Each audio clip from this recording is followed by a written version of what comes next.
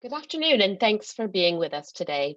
As CJ has said, I'm Martha Carlo. I'm Director of TMC Spiritual Formation and a consultant faculty here at Duke Divinity.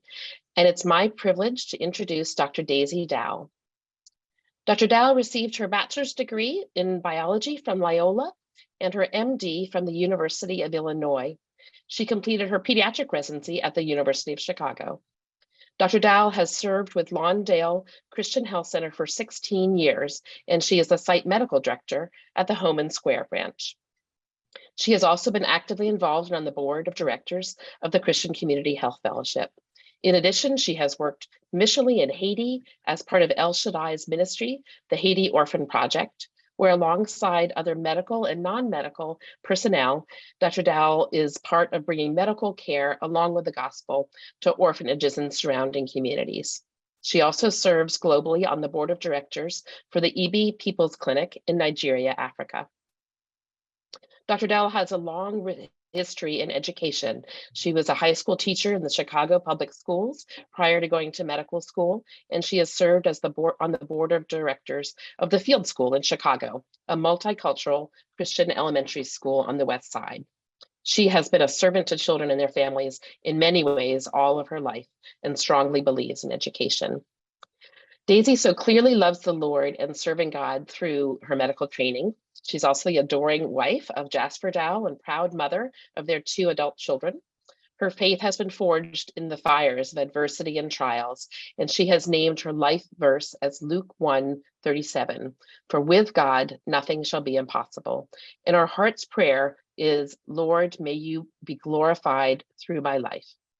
Dr. Dowell is going to speak to us today about medicine as ministry to the poor and marginalized, and the link between the gospel and serving these populations, and share some ways in which God has used this ministry to develop her own faith. With this, I'll turn the screen over to Dr. Dowell, who will be able to share her slides and speak. Welcome, Dr. Dowell. Thank you. It's an honor to be here. Good afternoon, everyone. I'm pulling up my slides, if you can just bear with me.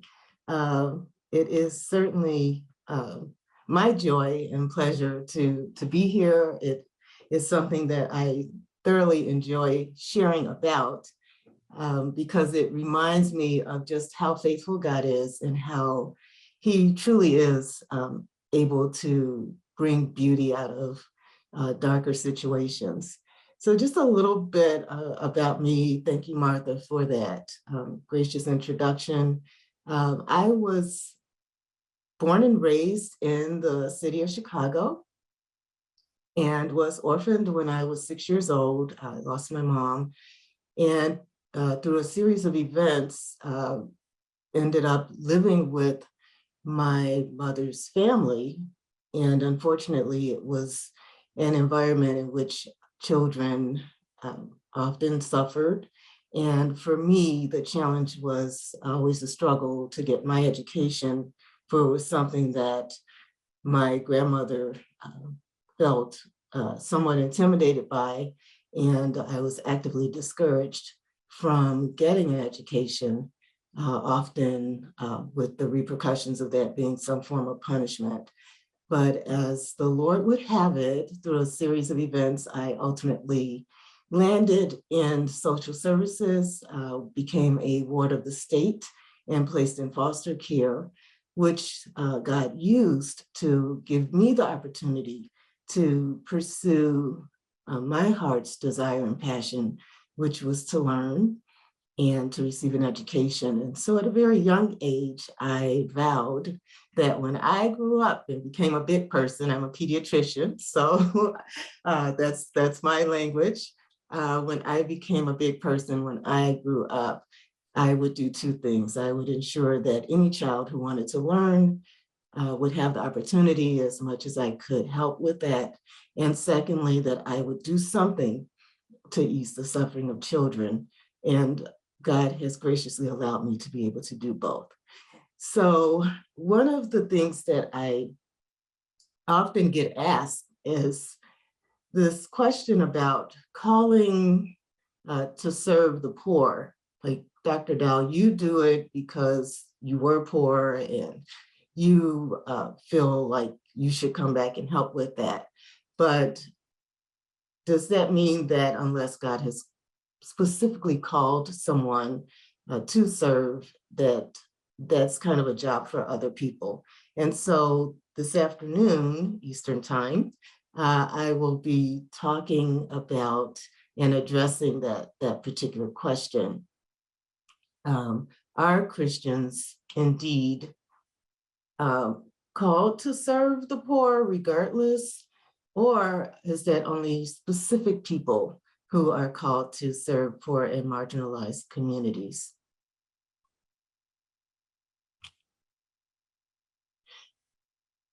So I have 4 objectives this morning. The first one is my hope and desire is to stimulate thought and conversation with regards to Christians in healthcare and serving those who are poor and marginalized, as well as who amongst them should be serving them.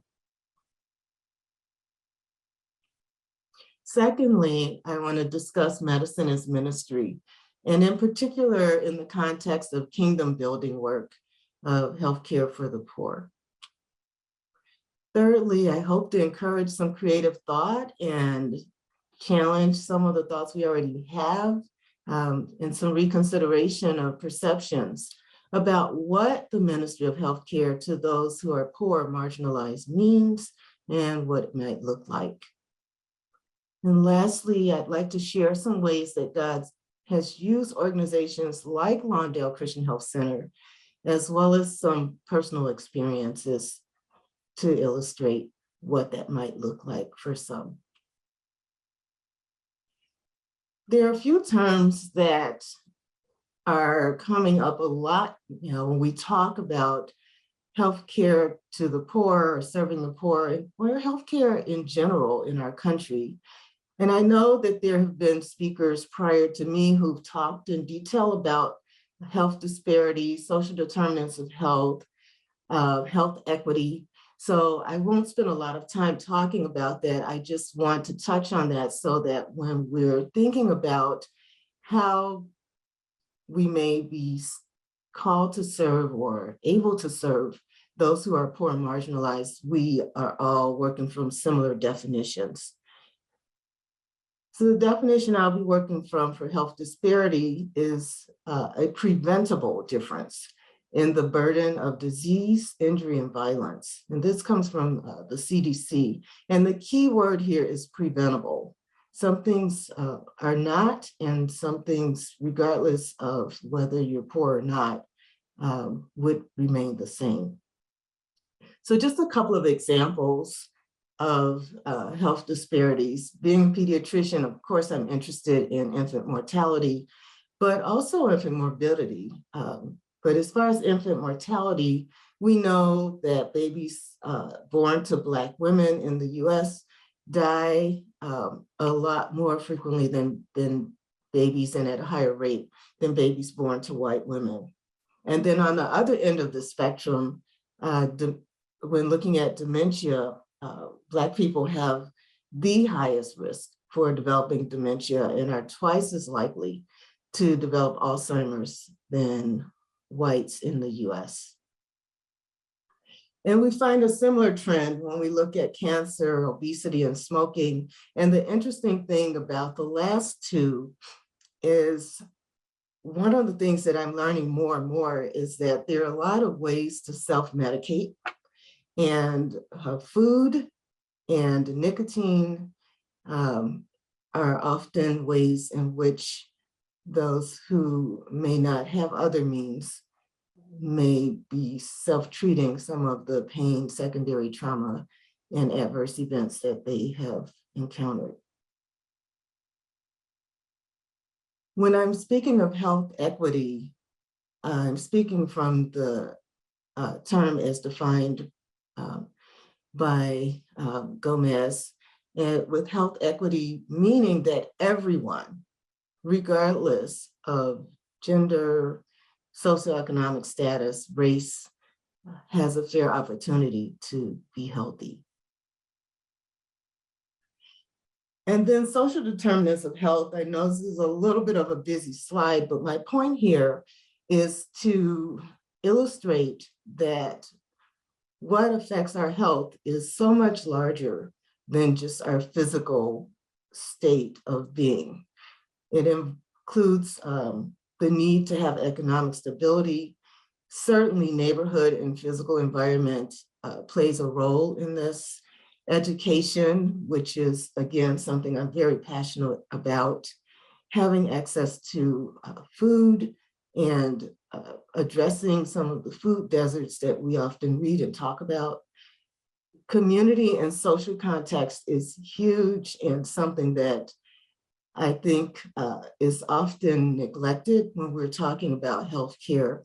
And I don't think that we can adequately treat those in the community if we don't have some other engagement with the community. And then, of course, the foundation is our healthcare system. So this will be kind of in the background of what I'm talking about as we proceed.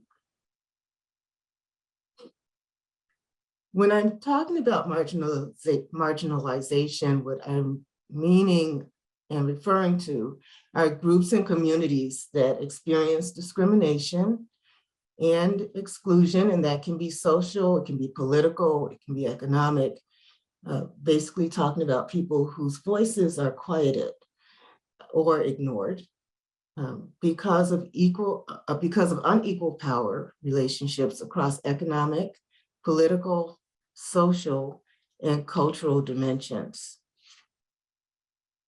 So on to the question at hand, and this is kind of where I want to be dropping anchor. The question that I'd like to really address today is, ought all Christian healthcare providers to be serving the poor and marginalized? Or are there just certain people who are quote unquote called, and it's their God-given assignment to serve them?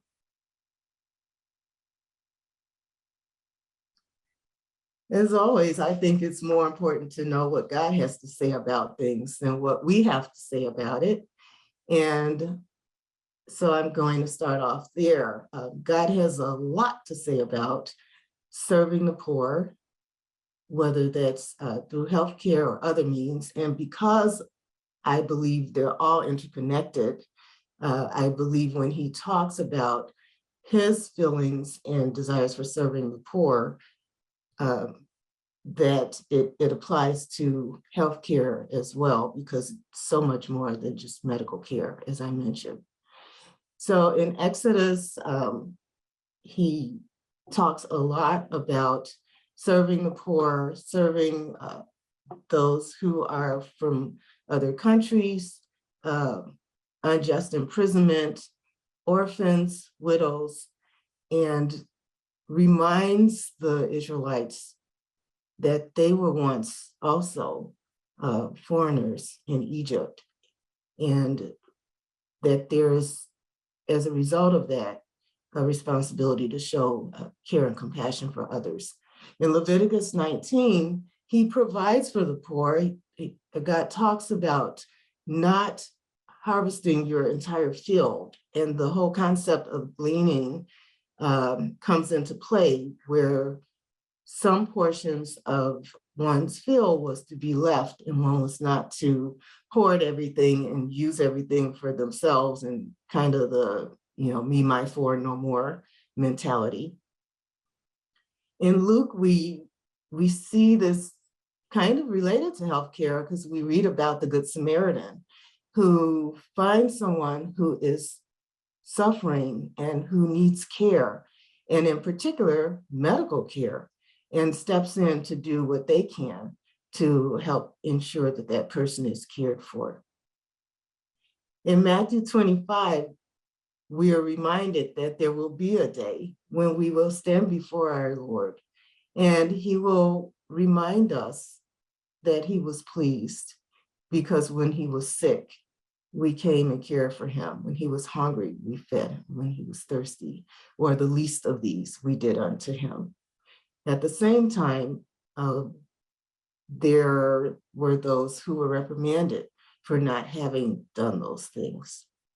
So according to these passages, if you looked at them, it would seem like there does not seem to be a calling, a specific calling to care for the poor, except when we get to Luke 4, where Jesus himself talks about how the Spirit of the Lord is upon him because he's been anointed to proclaim good news to the poor, and that God has sent him to proclaim liberty to the captives, recovering of sight to the blind, to set at liberty those who are oppressed, and to proclaim the year of the Lord's favor. So we see from Jesus that there is indeed a link between bringing healing and the gospel. So back to our question, what is the answer for that? I think the answer is yes to both. That all Christian healthcare providers ought to be serving the poor and marginalized in some form or another. And there are also certain people who are called to serve people who are poor, marginalized, as their life's work, as their full-time life's work. And it is their assignment from God to serve them. And the Bible makes this clear as we look at examples, starting with Moses. He was called to serve a specific group of people at a specific time. And Paul and Barnabas and Silas, they were called to serve Gentiles, though they were Jews. And Jesus himself, and sometimes it seems harsh when you read it, but he has used phrases like, it's not meet for me to give the children's bread to the dogs. Like, he was called to his people first, although he did come to the world for all of us.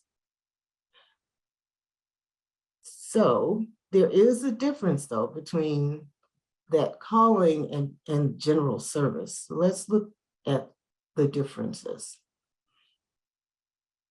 Some people do have what we commonly refer to in Christian circles as a calling. And others are called to serve out of obedience.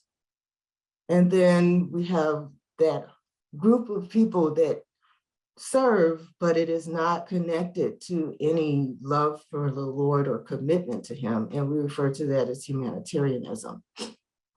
So if you're walking in your calling, we're talking about a Christ-driven burden or passion that you have or feel for the group or the place that you feel you are to use your gifts.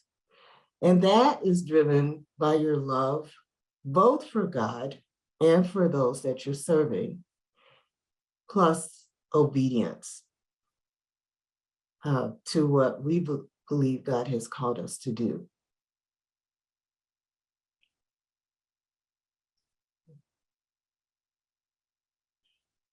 When we serve out a Christian service, we may do some very good and positive things, but the primary driver for that is love and obedience, and not necessarily because we feel a heavy call or burden for the group that we're serving. And as I mentioned, humanitarianism is common kindness, because we're all humans and we all are children of God serving together. So how do you know that you have a calling or God may be calling you?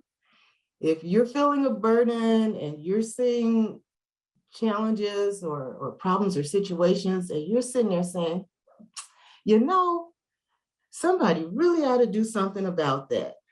Oh, my heart is so broken. You're feeling kind of like Nehemiah was feeling when he was told that the walls of Jerusalem were broken down and that his brothers and sisters who had returned from the exile were suffering and they were in deep troubles.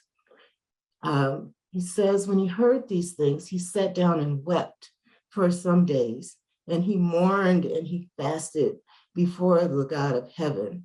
You sense this heavy burden that is different than, oh, I'm sorry to see this person going through this. I have some resources that I could tap to help them. And so I think I should do this because this is what I think God would want. That's a whole different feeling than what Nehemiah is describing here. The Bible also says to do nothing out of selfish ambition or vain conceit, but rather in humility, we should value others above ourselves, not looking to our own interests, but to the interest of others. So the other part of this is that it's really also a matter of the heart. What are our motives for choosing to do or desiring to do what we are doing or what we're feeling called to do? So if you're feeling like Nehemiah and you're saying, oh, I'm so burdened by this, somebody should do something, guess what? You're probably the somebody.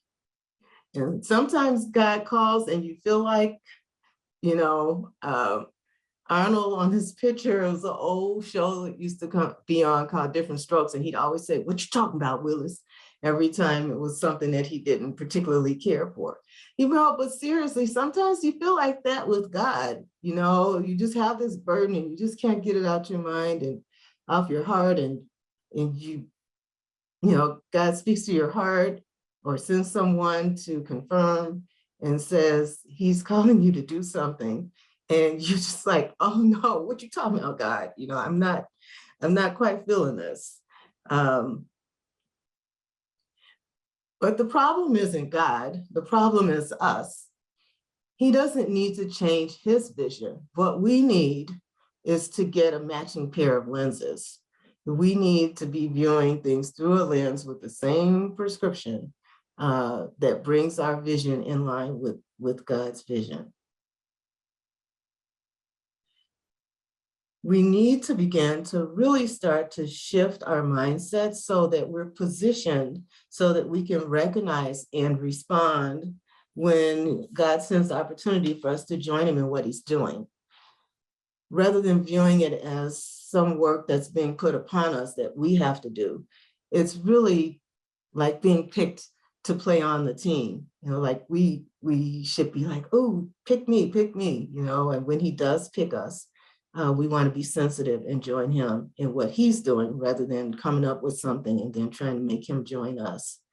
And sometimes that might look very different from what we or how we envisioned it. Scripture tells us the same thing. It tells us that we are in our relationships with one another to have the same mindset as Christ. So now let's dig in and talk a little bit about medicine as ministry to the poor. Now that we know nobody's getting a pass on this, we're all asked in some way to serve the poor. And we just need to start looking at ways to adjust our perspective about what we think that looks like, and then stepping up and answering the call. So first, what is medicine as ministry?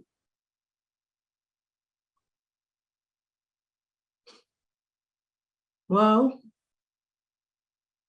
in the literal sense of the word, it is the treatment of dis-ease.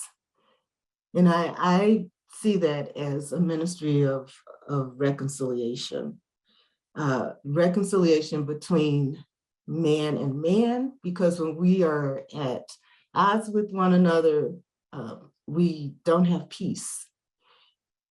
And literally for medicine, when our bodies or system in our body or organ in our body is not functioning in the way that it was designed to do, then we are at dis-ease. And it is that lack of ease that drives us to our physician, or drives us to our therapist, or drives us to where we can get some help. But most importantly, as Christian physicians, that ministry of reconciliation is us using our skills, our gifts, our talents to help relieve dis-ease with the ultimate goal of reconciling man to God. It is honestly the sacrificial surrender of our knowledge, our skills and talents to bring glory to God and healing and wholeness to others as imitators and ambassadors of Christ. And I say sacrificial because serving the poor is not a choice that many people would willingly desire to make. It will cost something, but I always say that we ought not offer God anything that costs us nothing. It may be the sacrifice of living in a community that your family, friends, loved ones don't feel that is safe for you, or that you should be raising your children in a community that would require you to travel and to live there. And if you're not going to live there, to be traveling back and forth. It may cost you finances, because oftentimes healthcare facilities that serve these populations are not able to pay as much money as you might be able to make somewhere else. John Milton wrote an essay in the 1600s on education, and what he concluded was that the end then of learning is to repair the ruins of our first parents by regaining to know God right, and out of that knowledge to love him, to imitate him, to be like him, as we may the nearest by possessing our souls of true virtue, which being united to the heavenly grace of faith makes up the highest perfection. And so basically he's saying that the end of getting our knowledge and our learning is not so that we can have life on some flowery bed of ease, but actually to take on the ministry of reconciliation and repair the ruins of sin that entered the world by our first parents, Adam and Eve. And then doing so in a way that we point people to Christ and we're imitators of him. First Peter puts it this way, that each of you should use whatever gift you have received to serve others as faithful stewards of God's grace in its various forms. So what does this mean for us as Christian physicians and servants in healthcare? Well, here's the old bait and switch. I know many of us think about this topic from the perspective of physicians, and if you happen to not be a physician, newsflash, I'm going to switch this up on you. You really don't have to be a physician or a healthcare provider to do preventive health for poor and marginalized communities. And if you are a Christian physician, it is about much more than treating medical ailments. And it means that we got to get some help, because we just can't do all of the things that are needed to achieve wellness for our patients. According to the Healthy People's 2030 initiative, which actually was initially put together in 1990. And at that time, it really just had two major goals. One was to decrease mortality, and the other one was to increase independence among older adults.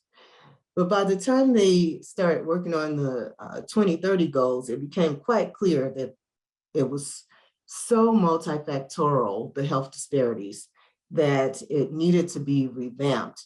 And so the initiative was reworded and updated to the objective being to create social, physical, and economic environments that promote attaining full potential for health and well-being for all. So what does that mean for us? I'm a dreamer, so come dream with me. What if,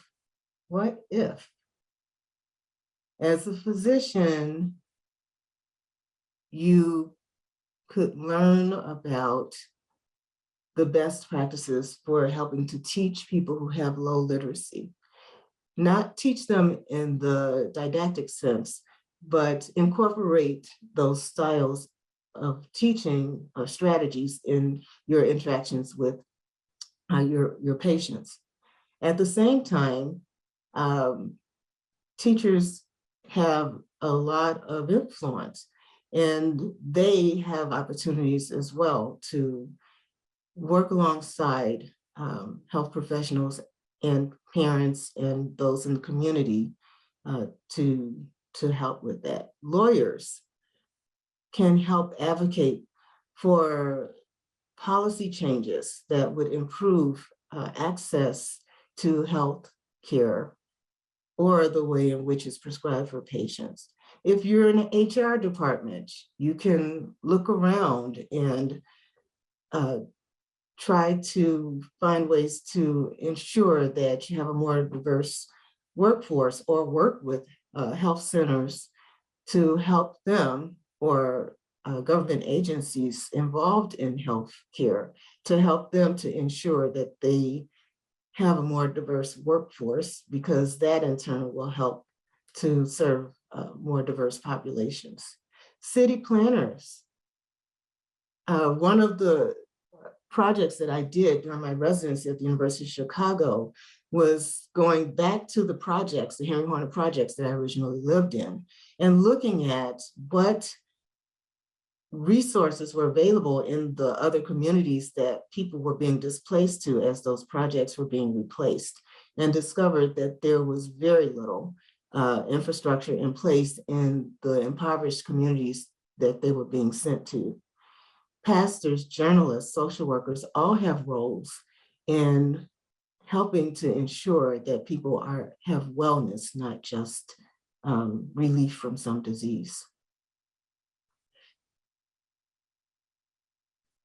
Directly for Christian physicians, what that looks like, of course, we're imitating Christ. We've already talked about that a little bit. It looks like someone who is being a conduit of God's love, where people don't feel judged and they feel loved and cared for and seen and known, that they're a preserver of dignity. I'm a big, it's one of my soapboxes. No person should ever leave an encounter with their provider or their health care provider feeling worse about themselves than they did when they came. Receiving from those we serve. We often think about giving to the poor, but we also need to receive from those that we serve. They can disciple us. They can teach us what's happening in the community. They can help us to understand what the real, true, felt need is, as opposed to what our perceived need for them will be or should be. It looks like someone who practices with excellence of skill. I don't think that it's right that the people with the platinum insurance who can go to the top hospitals should always have the best specialists, and those who don't get positions in those places, are serving in the community where poor marginalized communities are. There is a lot of distrust and people feeling like guinea pigs for that reason. I think that we should be recruiting the best and brightest and continually developing our skills for our patients. And then serving with humility. That is just key. I love this quote by C.S. Lewis. He says, "Do not imagine that if you meet a really humble man, he will be what most people call humble nowadays. He will not be a sort of greasy, smarmy person who's always telling you that, of course, he's nobody. Probably all that you will think about him is that he seemed a cheerful, intelligent chap who took a real interest in what you said to him." And I think that if my great aunt was to put this in her own words, she would say, people don't really care how much you know till they know how much you care. So what does that look like at Lawndale? I've had the privilege and the pleasure of serving at Lawndale for 16 years. I serve at our North Lawndale Clinic site, Home Square, which is primarily African-American population. That was by choice. That was the condition under which I agreed to come to Lawndale, because I believe that God has called me back to strengthen my brothers and to serve them now that he has raised me up for such a time as this. And Lawndale started almost 40 years ago. It's just a little humble couple room clinic in an old Cadillac dealer shop that they purchased, and that was their first advertisement. Was coming soon. Just some people that God burdened their heart. One was not even a physician, Coach Gordon, who's still affiliated with Lawndale, started off just meeting with young people, working out at his house, and the needs arose, and he responded. Today, we have 6 clinic sites, a fitness center. Looks very, very different than what we started with. The concerns about food deserts and the need for healthy nutrition arose, and we also have something now called the Farm on Ogden, where food is grown hydroponically, and people from the community are able to even purchase with their link card. In addition to that, it provides training and certification in hydroponic gardening for returning citizens who've been incarcerated, as well as others from the community, giving them a marketable skill.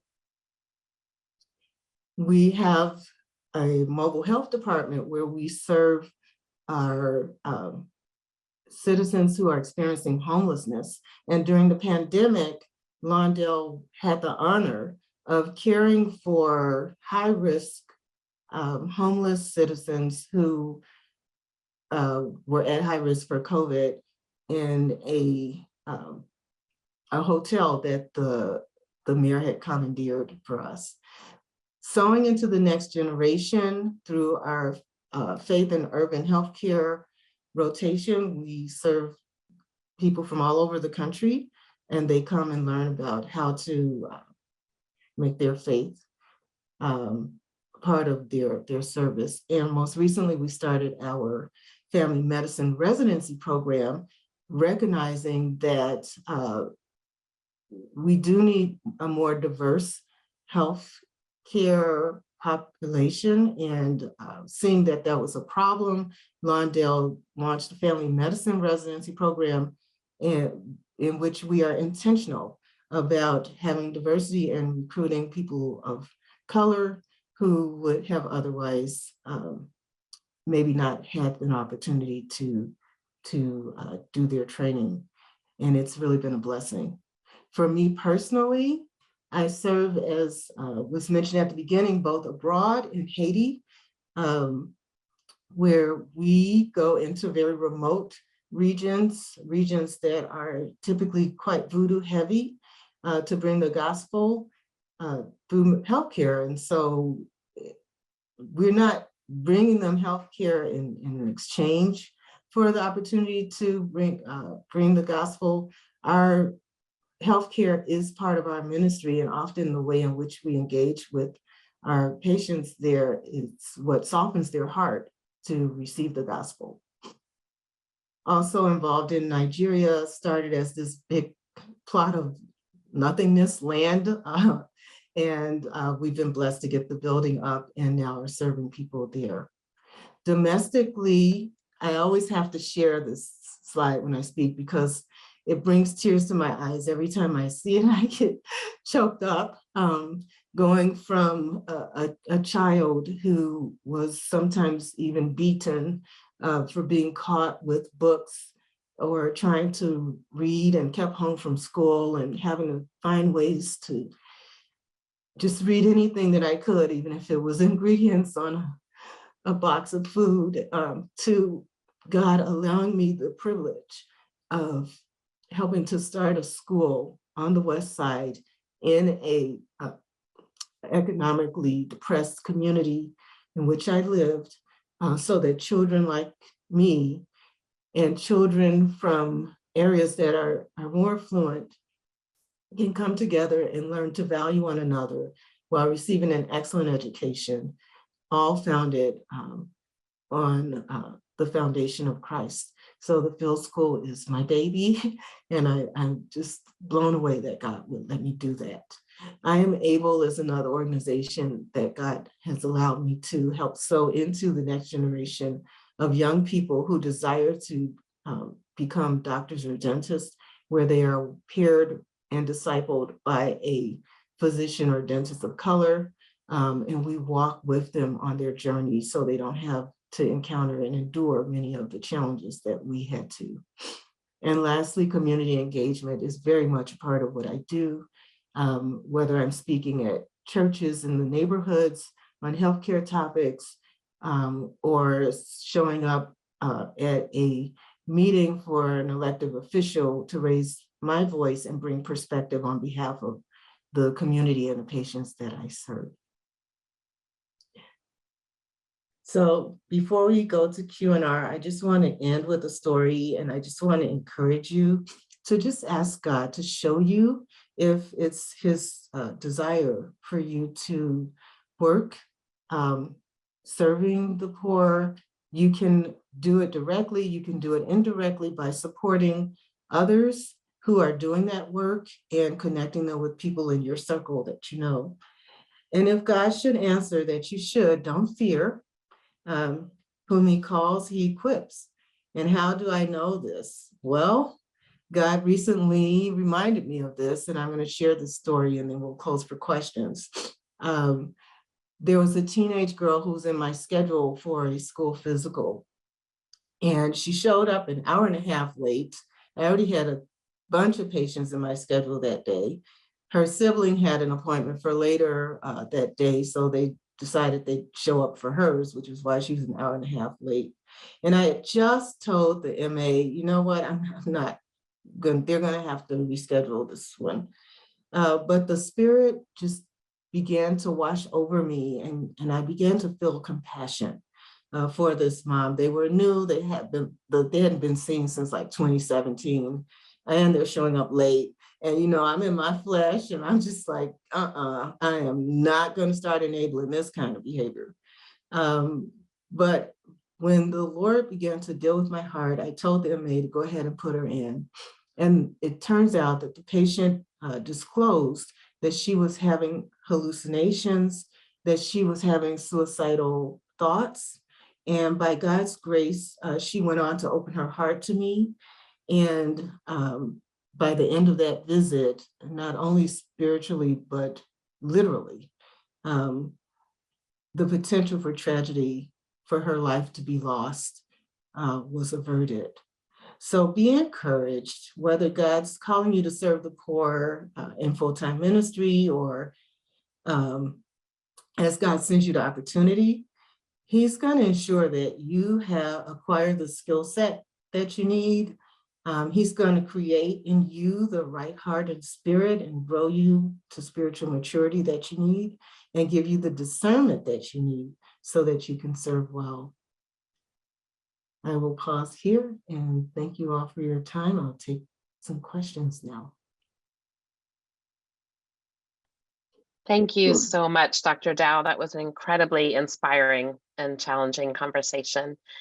I will give folks a few minutes to gather thoughts to ask questions. And again, feel free to either type them in the chat or raise your hand or speak up. And I will just seed one or two.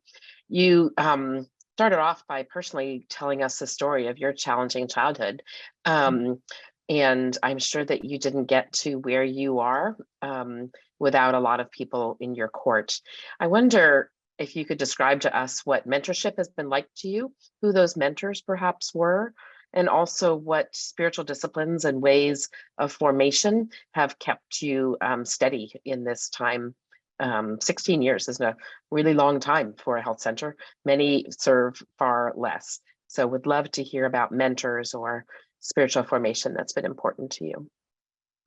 Yeah, so the initial vision was from God, just from my own suffering as a child. And I was blessed to kind of always have my due north.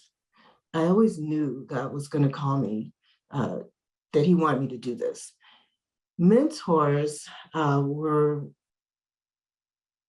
people along the way, teachers in elementary school, who, when I did come to school, reminded me or would comment at how bright I was and how much potential I had, which encouraged me. People who allowed me to know that I was not so abnormal, that there was nothing wrong with me, and that the things I desired were positive. And ultimately, when I was teaching, and I took part in a program for the summer at the University of Chicago for teachers, because my students were from the projects, and they could not compete with the kids from the top high schools in science fairs. And I needed to access the kind of technology that those kids were getting. So I went into a program that would allow my students to take equipment on loan from the University of Chicago. I had a professor who held me after class one day, and she said, these other teachers are here for the summer because they just want the stipend. She said, what are you doing here? And I said, what? She said, what are you doing here? You don't belong here. Why aren't you in medical school?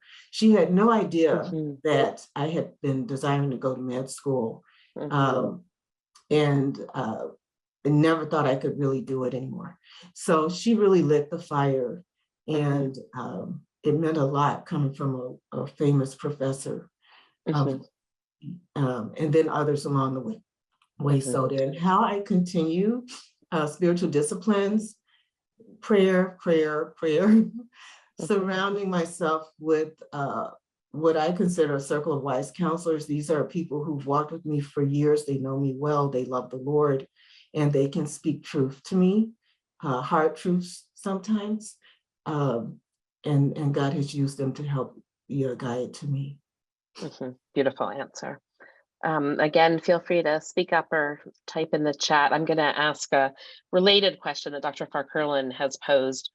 Realizing that trainees often don't have full control over their experiences as we go through medical training, what would you recommend to medical students and residents consider as opportunities to learn about caring for the underserved and within the typical limits of training programs show up? How have you encouraged and mentored students in these ways?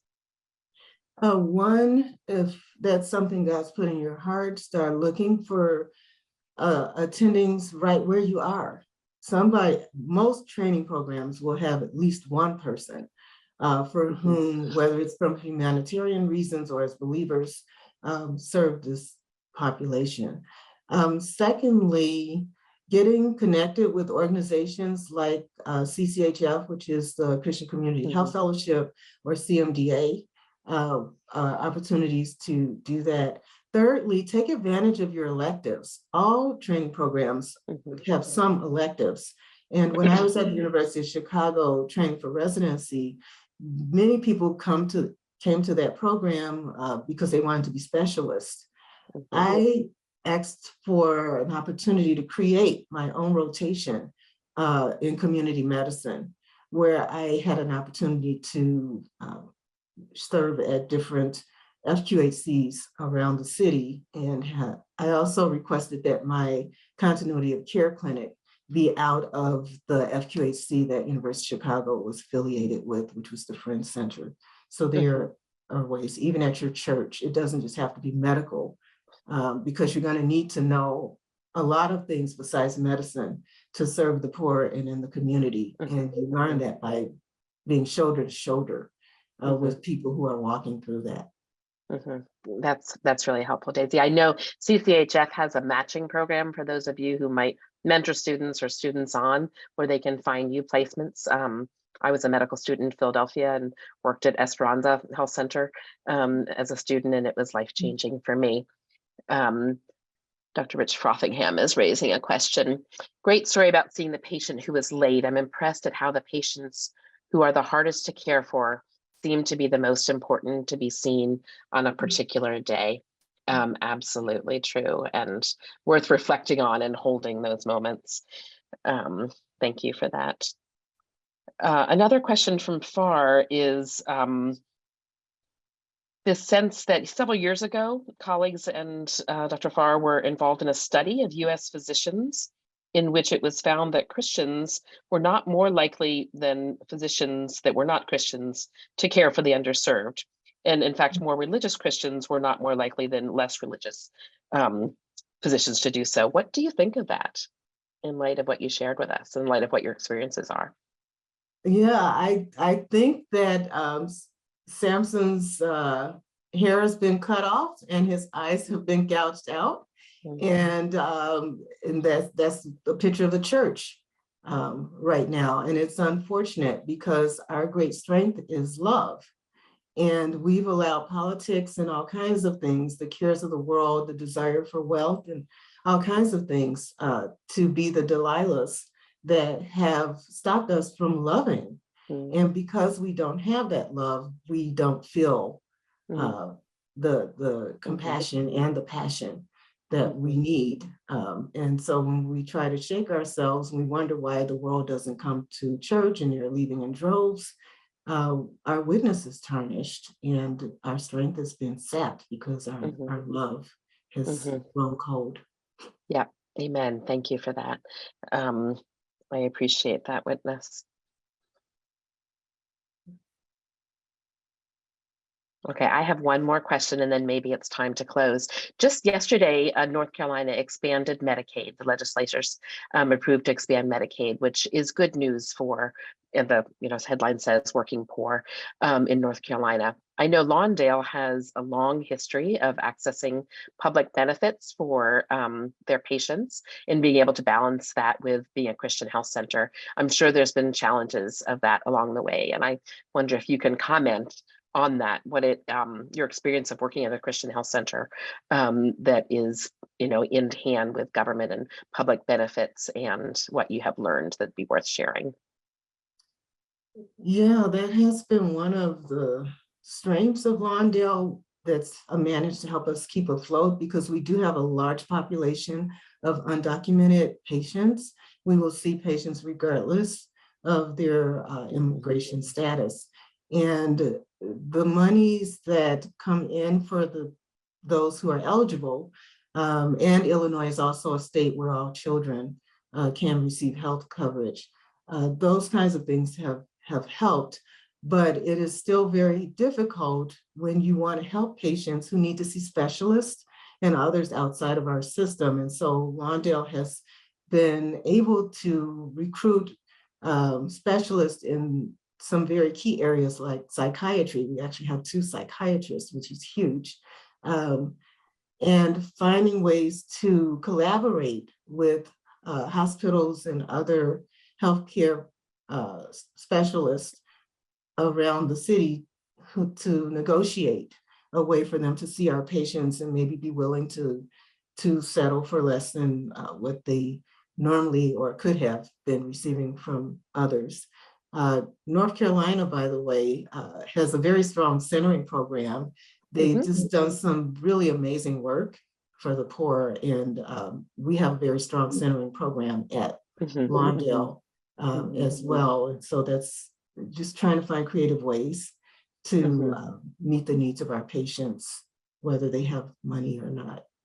Yeah, very wise.